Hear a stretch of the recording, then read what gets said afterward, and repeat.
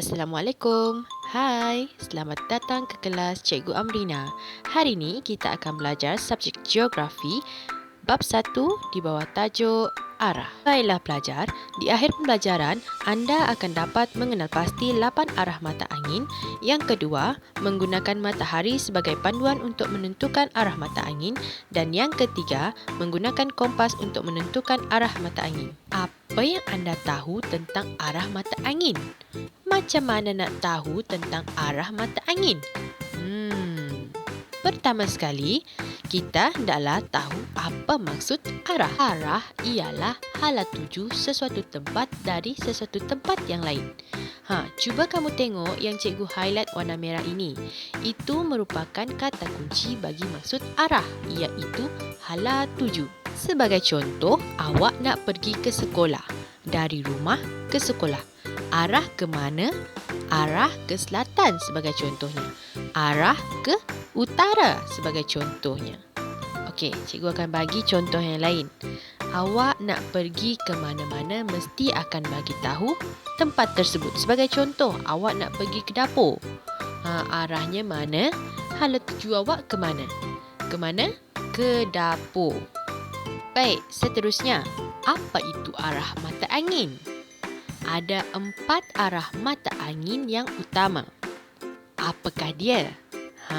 Yang di atas, di bahagian atas, iaitu utara. Bahagian bawah pula ialah selatan. Dekat sebelah kanan cikgu ialah timur. Cuba tengok.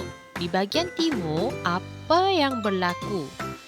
Betul, di bahagian timur matahari terbit pada bahagian timur. Dekat sebelah kiri cikgu pula ialah barat. Cuba kamu tengok apa yang berlaku pada sebelah barat. Dekat sebelah barat matahari terbenam. Baiklah, sekarang cikgu akan ulang balik. Terdapat 4 arah mata angin utama, iaitu dekat bahagian atas utara, dekat bahagian bawah selatan, dekat bahagian kiri cikgu adalah barat, dekat bahagian kanan cikgu pula ialah timur. Okey, sekarang ni kita akan tengok apakah itu arah mata angin perantaraan. Apa yang dimaksudkan dengan perantaraan? Perantaraan ini adalah dia wujud antara 4 arah mata angin utama yang kita belajar tadi, iaitu utara, timur, selatan dan barat. Okey, baiklah. Mari kita lihat satu persatu.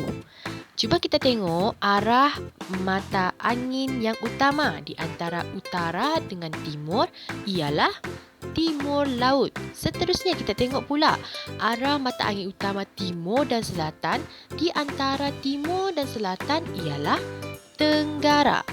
Baik, begitu juga dengan selatan dan barat. Di antara selatan dan barat ada barat daya. Dan yang terakhir di antara barat dan utara ada barat laut. Baik, di sini apa yang kita dapat rumuskan ialah terdapat 8 arah mata angin. 4 arah mata angin utama dan 4 lagi arah mata angin perantaraan. Baiklah semua, seterusnya ialah kita nak tahu cara untuk menentukan arah mata angin. Macam mana kita nak menentukan arah mata angin? Terdapat 3 cara, iaitu kompas. Kompas, kita kena guna kompas untuk menentukan arah mata angin. Yang kedua adalah matahari. Dan yang ketiga ialah buruj. Buruj ini kita hanya boleh tengok pada waktu malam, yang mana dia menggambarkan kedudukan bintang di langit pada waktu malam. Buruj ni ada banyak, tetapi selalunya kita akan tengok buruj biduk untuk tentukan arah utara. Buruj biduk ini bentuknya seperti gayung. Nanti malam awak keluar rumah dan cuba tengok langit. Ada tak bentuk buruj biduk? Jadi, terdapat 3 cara untuk menentukan arah mata angin, iaitu 3 cara. Yang pertama ialah menggunakan kompas. Yang kedua, matahari. Dan yang ketiga ialah buruj. Okey, sekarang ni kita tengok pula macam mana nak tentukan arah mata angin berpandukan matahari.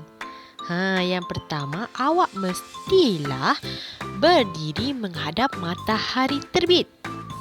Bila nak buat benda ni, kita kena buat pada waktu siang ataupun pagi, iaitu matahari sedang terbit. Okey, sekarang ni cuba awak tengok orang yang berdiri tu. Kalau dia berdiri menghadap matahari terbit, arah dekat hadapan orang ini ialah arah timur. Matahari terbit dekat arah timur. Ya, betul. Jadi, bila dekat depan ialah timur, arah dekat belakang ialah barat. Kemudian, kita kena depakan tangan. Kita depakan tangan.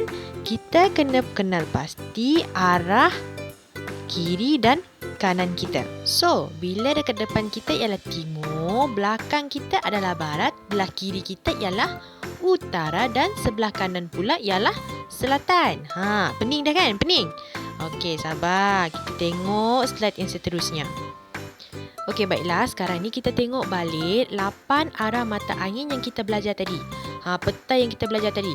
Awak pusingkan dan lihat di mana matahari itu terbit. Cuba tengok balik peta yang kita belajar tadi. Arah matahari terbit ialah pada arah timur. Ya, betul. Jadi, bila dekat matahari terbit ialah timur, dekat bahagian belakang kita adalah barat. Di sebelah kiri pula ialah utara dan di sebelah kanan ialah selatan. Baiklah, itu merupakan langkah-langkah untuk menentukan arah mata angin berpandukan matahari. Okey, jangan confuse ya. Boleh? Kita buat perlahan-perlahan. Okey.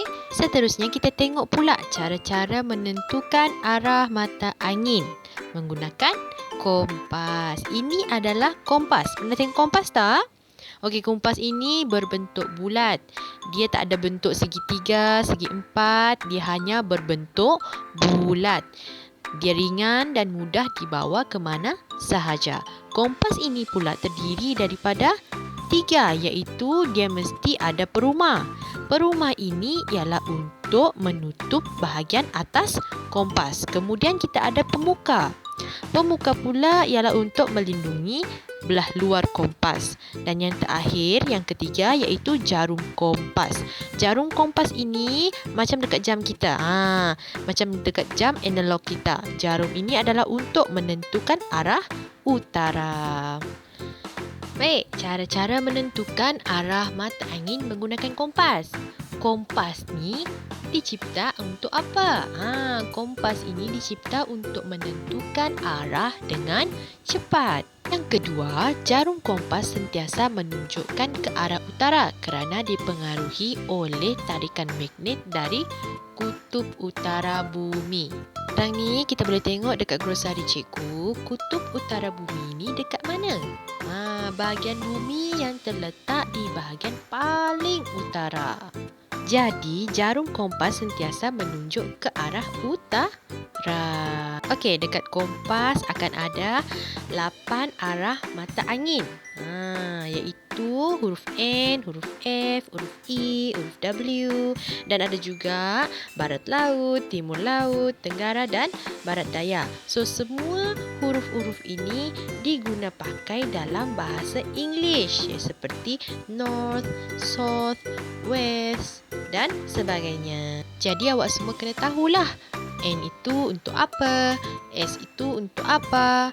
E itu untuk apa? Okey? Baiklah, seterusnya kita nak belajar macam mana nak mengorientasikan kompas magnetik. Bila kita nak mengorientasikan kompas ini, yang pertama ialah anda semua kena berdiri menghadap objek yang anda ingin tentukan arah. Sebagai contoh, awak menghadap rumah awak. Bila awak dah menghadap rumah, awak meletakkan kompas pada permukaan yang rata. Pastikan awak menjauhi objek besi seperti tiang besi dan kerusi besi. Sebab apa? Dia akan memberikan kesan kepada jarum kompas. Kompas ni kita kena pusingkan dia dan sehingga dia menunjukkan arah utara. Kalau kita tidak letak kompas ini pada permukaan yang rata, dia akan terpusing. Jadi tak boleh. Kita kena letakkan kompas ini pada permukaan yang rata. Okey, baik. Permukaan yang rata tu macam mana pula? Tadi kan awak dah berdiri, kemudian awak duduklah. Awak duduk, kemudian awak letakkan kompas itu dekat rumput, menghadap kepada arah yang awak nak tahu tadi.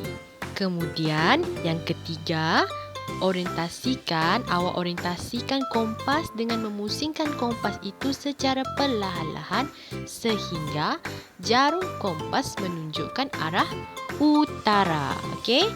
Awak kena pastikan jarum kompas tersebut menunjukkan arah utara. Macam mana kita nak tahu arah utara? Okey, awak tengok balik dekat kompas dekat buku teks awak. Arah utara pada huruf N. N itu adalah north, iaitu utara. S itu ialah south, iaitu selatan. E pula ialah east, iaitu timur. Dan W pula ialah west, iaitu barat. Apabila jarum kompas dah menunjukkan ke arah utara, yang keempat barulah awak dapat menentukan arah objek tersebut dengan mepandukan kompas. Jadi maksudnya awak punya orientasikan kompas itu pun berjaya. Boleh? Itu adalah panduan untuk mengorientasikan kompas magnetik. Okey, apa yang cikgu nak awak buat sekarang ni ialah lengkapkan praktis formatif ini. Ada 4 soalan, iaitu soalan yang pertama. Okey, soalan yang kedua. Okey, seterusnya soalan yang ketiga. Okey, dan yang terakhir iaitu soalan yang keempat. Sila buat dalam buku latihan dan juga jangan lupa buat nota ringkas mengenai pembelajaran kita pada hari ini mengikut kefahaman masing-masing. Okey, itu sahaja untuk pengajaran hari ini. Terima kasih. Jumpa lagi. Bye-bye.